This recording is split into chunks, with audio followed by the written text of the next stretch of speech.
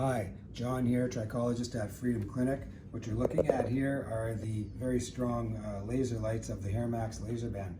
I wanted to talk a little bit quickly about laser therapy or light therapy for hair growth today.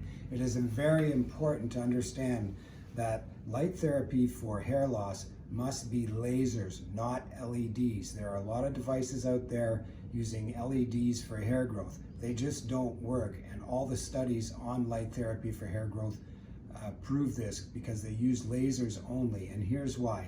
LED lights only penetrate 2 to 3 millimeters into the skin, whereas if you look at this picture, a typical hair follicle can be as much as 6 or even more millimeters deep into the skin. We need the light to go all the way down to that root in order to stimulate the growth.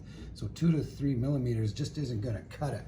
So here are a few great devices, Theradome, HairMax, and Capillus, all using exclusively lasers for their treatment devices. So if you're looking for a hair growth device using light therapy, make sure it's using only lasers. And if you'd like more information on these, be sure to contact us at Freedom Clinic. Thanks and have a great day.